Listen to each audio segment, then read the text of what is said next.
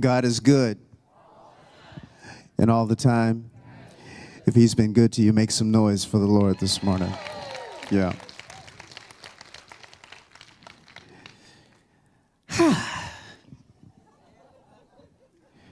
And won't you please give it up for Daisy Love and the musicians and the singers.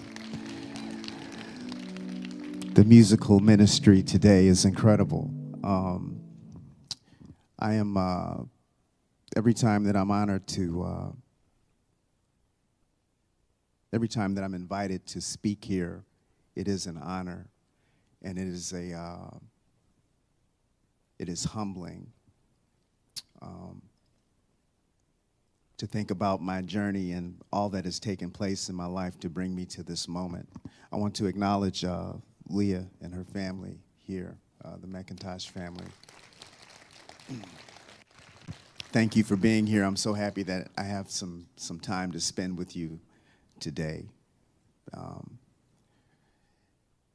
These are extraordinary times that we're living in right now.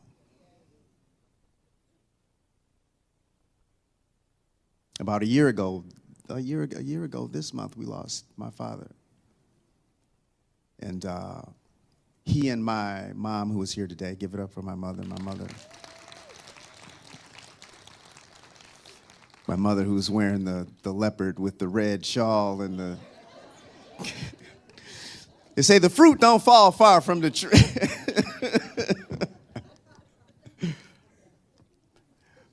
My mother and my father are responsible for bringing me into this community.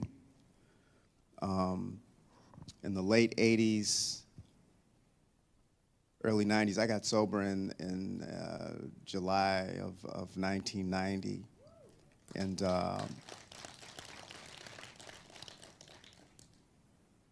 I've always had my eye on my mom. She got sober before me. And her and my dad were coming to this place. And at the time, I was, when I got sober, I was in the Salvation Army ARC downtown on 4th Street.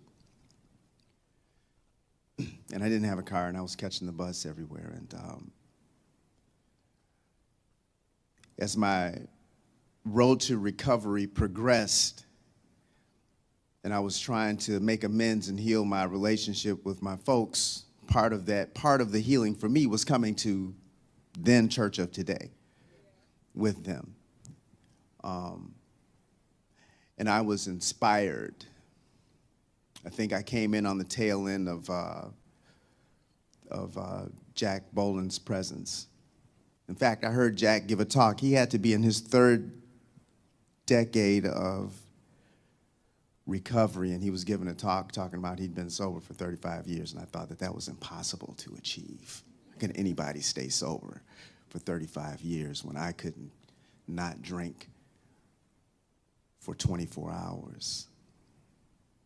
But I followed. I kept coming. I kept following my mom. My mom had gained traction in her recovery, and I always had my eye on my mom. My mom was my creative muse. She was the one who supported my dreams and my aspirations. And I followed them to this place. I followed them out to Warren, where I saw Orthea Barnes sing on stage, and Steve would be on the organ, and we got to hear Father Leo Booth and Wayne Dyer and Ernie Larson and Marianne Williamson. This place was a beacon of light to my soul.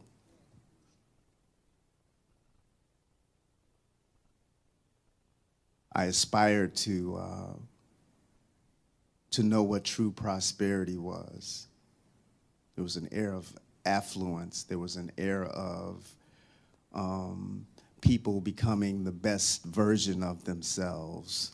I saw Les Brown for the first time.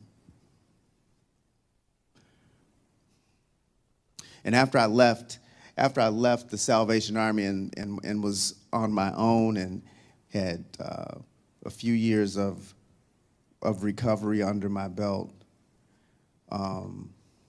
my first daughter was born, Troy. And you all know Troy. Troy is 30 now. Yes, Lord.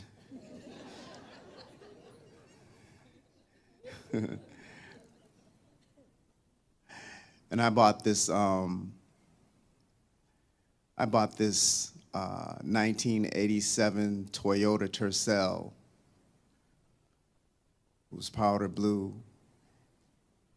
didn't have any air conditioning. And I would drive on Sunday mornings and I was living in Inkster at that time, and I would drive from Inkster to the Church of Today. And her mother and I were estranged at that time.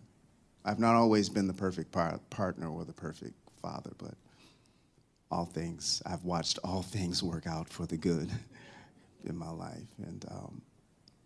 But I bought this Toyota Tercel, and I would drive here every Sunday because it would be my weekend to have my daughter.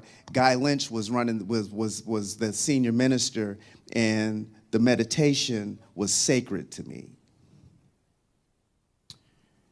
And I knew that my daughter was cool in the kids ministry, right? It gave me a break, and I could come in and I could decompress, you know. And I would watch the singers on stage, and I'd be and I was telling Brett earlier, I'd be out in the audience watching Orthea Barnes sing "Circle of Life," crying like a baby. You know, maybe one day I will be able to sing on that platform. Maybe one day. I believe that my steps have been ordered, and I am more confident today and also more uncertain than I've ever been in my life. I am living outside of my comfort zone in every area of my life. But what I've learned is as I step outside of my comfort zone expands. No, I didn't see this on my bingo card. There's a reason that God doesn't show you what's coming. Because if he had showed me what it was going to be and what it would take to be in the place that I am today, I would not. You got the wrong guy. You got the wrong guy. I didn't believe that I had the capacity to live the life that I'm living today. And I'm not just talking about I always wanted a record. I always wanted to be on stage. But I'm talking about all the stuff that comes with it. I've been writing love songs for all of my life. As a teenager, skinny, dark-skinned kid in high school,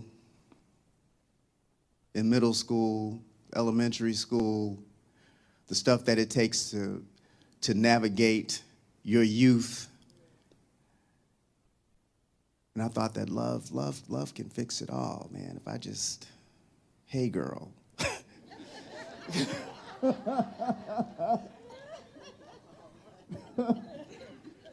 Right? All you need is the right woman in your life, and look, everything will be okay. Love is the answer to everything. It is, in the proper context. But from my angst and my longing, that's where all the love songs. So I've been writing these love songs all of my life. I've had aspirations of love all of my life.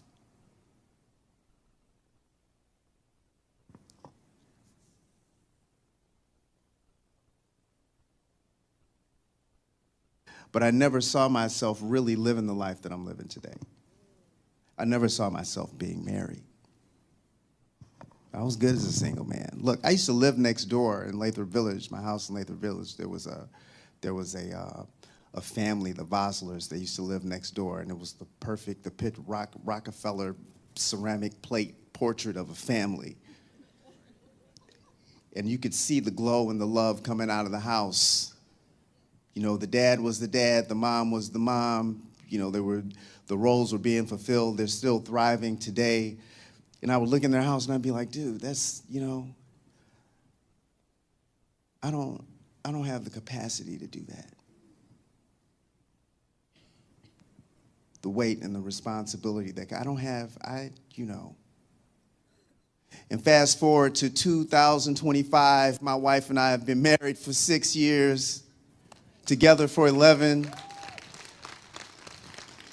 We have 7 children between us. No, but wait, and we got one on the way. Right? And I know that there are those in the audience who are being silent right now, but internally they're going, that's crazy.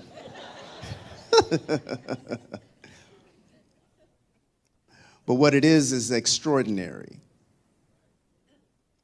I signed up to have an extraordinary life. But had he shown me that this was what it was going to be, I would, I don't know, what? No, you're going to, right? I was driving up and down I-75 in a silver convertible Maserati with red leather seats, listening to myself.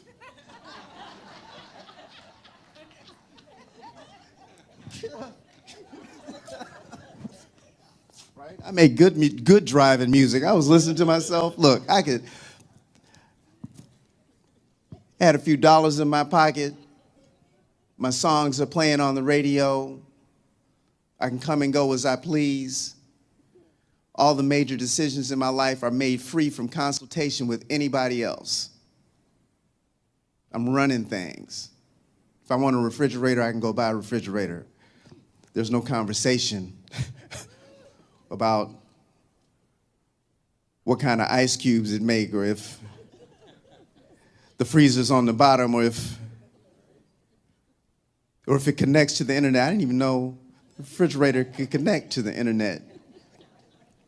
I just went and bought it. There was no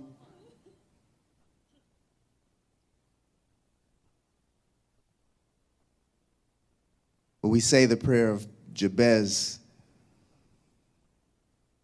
and we ask that our territory be expanded.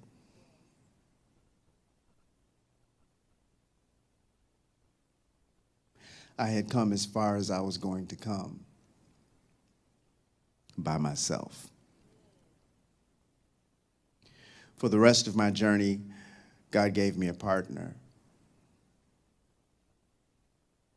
It's one thing to talk about being in a relationship.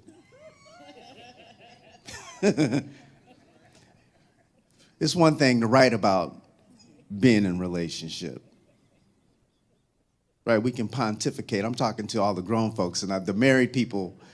Look, it's easy to be positive and optimistic about relationship and spiritually high-minded when you live by yourself.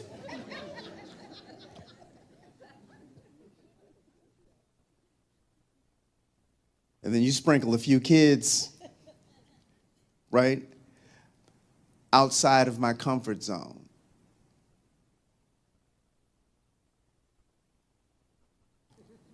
But my growth has been exponential. It has affected every area of my life. In these extraordinary times that we're living in. And my principles, my rubric for living, those tools have not changed. Those tools haven't changed. What I learned here and I learned in recovery is trust God, clean house, and help others. Still the same. It's the same thing. Trust God, clean house, and help others. It's like Frank's red hot sauce. I put it on everything. Trust God, clean house, and help others. Trust God, clean house, and help others. When I sat down with Brett and he invited me to come here, I told him like where I was in my life.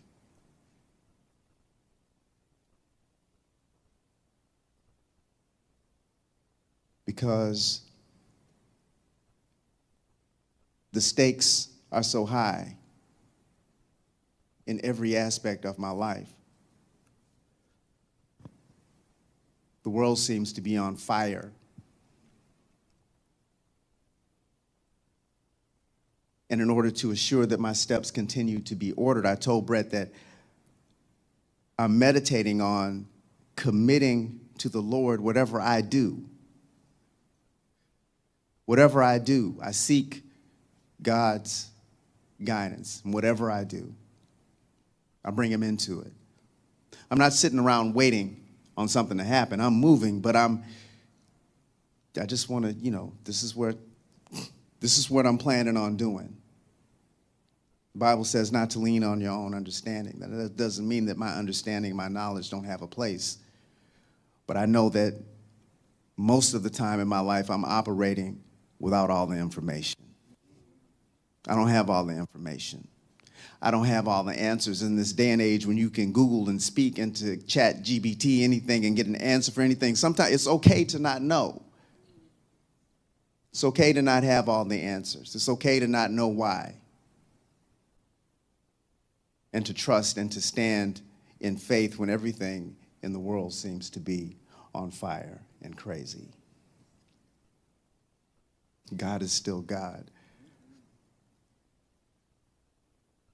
What's going on in the world today, the divisiveness in our politics, racial divide, socio-economic issues, all of these things are not a surprise to God.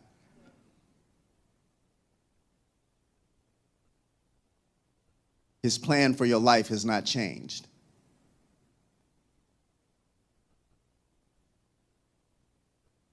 In this day and age when we're worried about how many followers we got, we want to be influencers, we TikToking.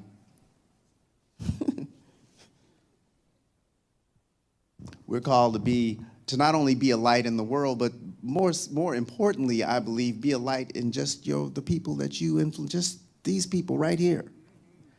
I don't need to influence 1 million followers. I need to be able to have impact in the people who I reach out and touch every day.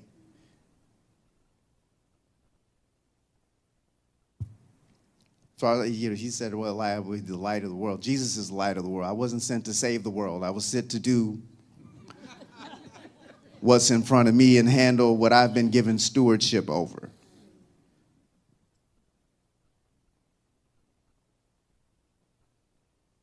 In these times that we're living in, for me, it's important to pay attention to what I am feeding on.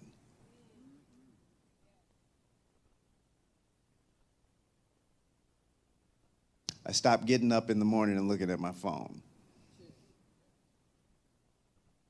If I'm looking at my phone, I'm looking at the Bible app, I'm looking at meditations, I'm looking at spiritual readings, I'm trying to get God in me before I get out of the bed.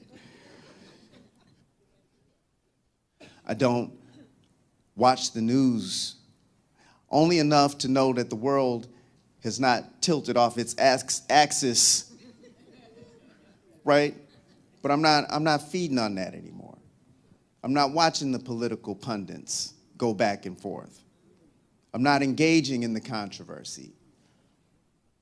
Not because I don't have a role to play or I'm not interested in it's because my peace I have to protect.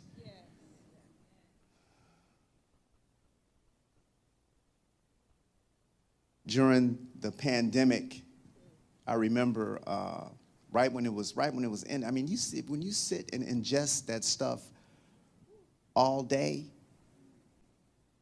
I'm in the house watching the news, cleaning guns. You know what I'm saying? Like I'm gonna go outside and like the world is on fire. And there's an aspect of that that's true, but like most of everybody, it's like, no, it's not like that out here.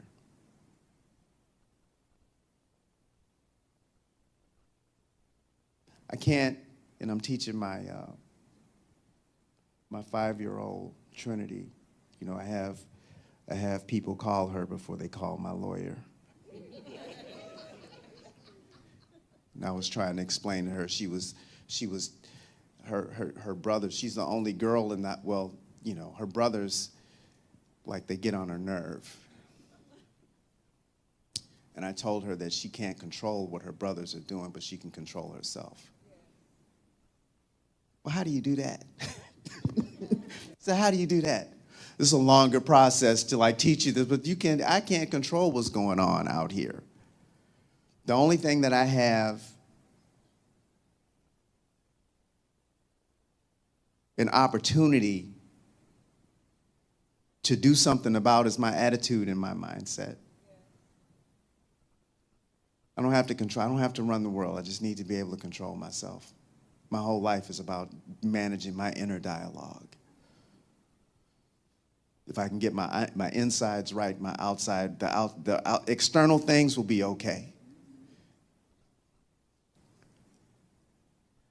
Outside of my comfort zone, I was signed to the Motown label for 23 years.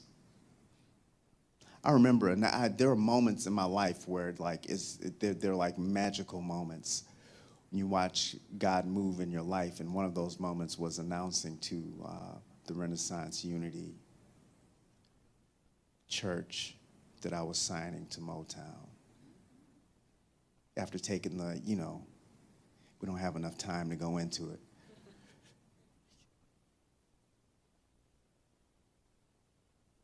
And one of the lessons in signing to Motown and getting the record deal, which I had been chasing all of my life, is that I didn't get a record deal until I was willing to let go of the idea of getting a record deal.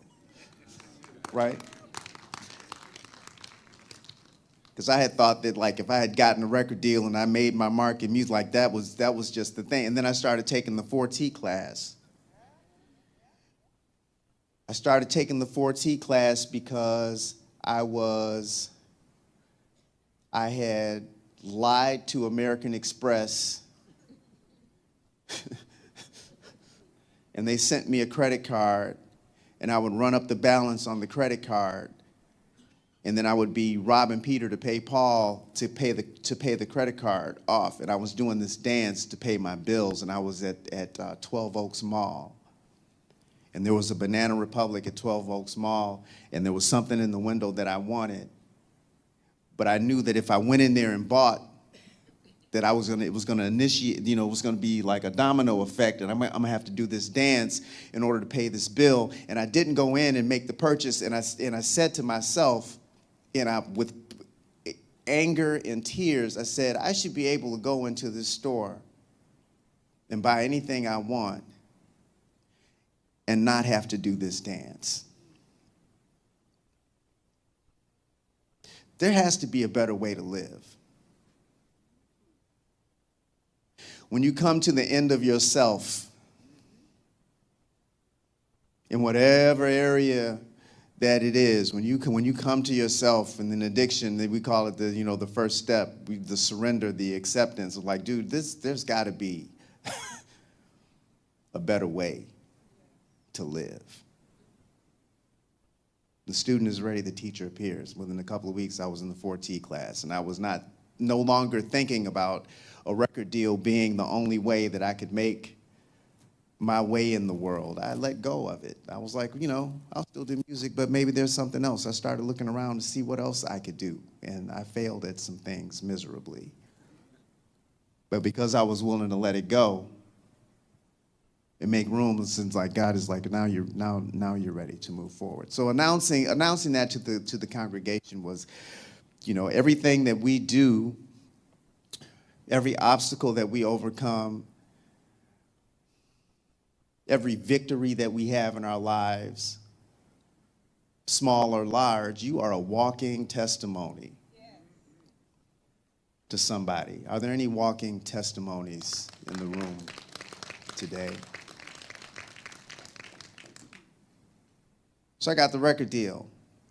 This year, after 23 years, I walked away from, I asked them to release me from my contract. Because Motown, as the Motown I signed to and the Motown that exists today they're not the same thing. They fired everybody at the label. The label was in transition. And normally, and I'm used to transition. I'm no stranger to transition.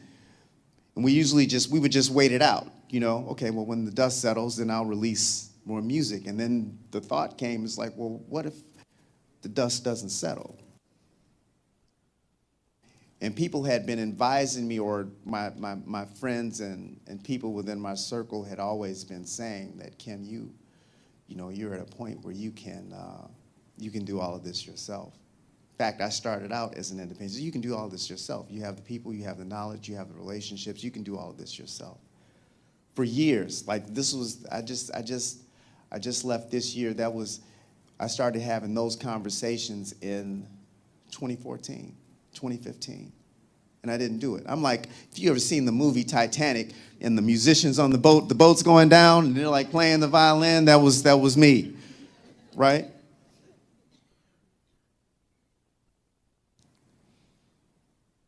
The tide shifted for me professionally. I had had managers all of my career up until about 3 years ago.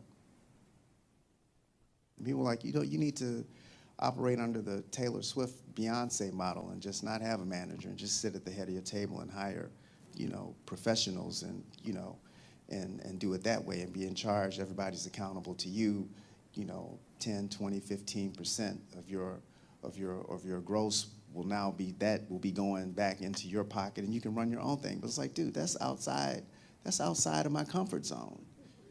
I don't want to do all of that. I like the Motown budget, right? I like the cachet of being I like being number one. I like being, recouped. But God had another plan, which you don't think you have the capacity for. Lord, well, I don't have the capacity for that. It's like, I know you don't have the capacity for it. That's why you got me. Yes. If you were able to do it on your own, if your dreams don't scare you a little bit, if you're able to accomplish it all by yourself,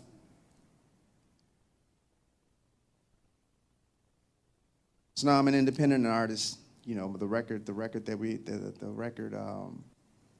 Rock With Me is Friday. They called me and told me it's number one on Billboard, and you know what I'm saying?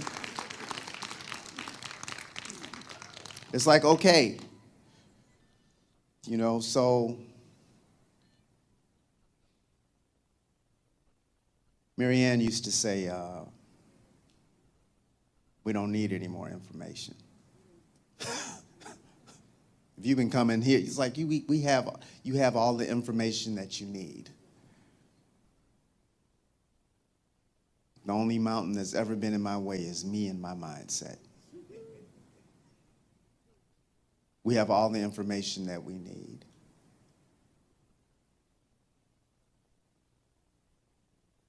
So more and more as I get older and as my territory expands, I have to lean on my faith. And they say, what's that scripture? It's Matthew. He says, if you have the faith of a mustard seed. So truly I tell you, Matthew 17:20, truly I tell you, if you have faith the size of a mustard seed, you will tell this mountain to move from here to there, and it will move. Faith of a mustard seed. And I was reading that, and I was thinking about it, and there people say, well, faith and doubt can't live at the same time. They can't be, and I don't believe that that's true. Because along with if my faith is the size of a mustard seed, if it's that small, it's in competition with a lot of stuff.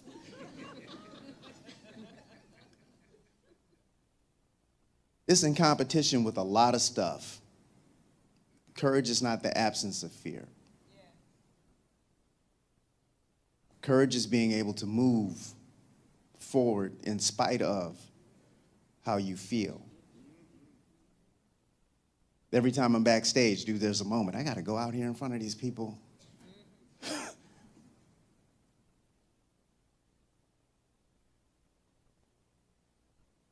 It don't all depend on you.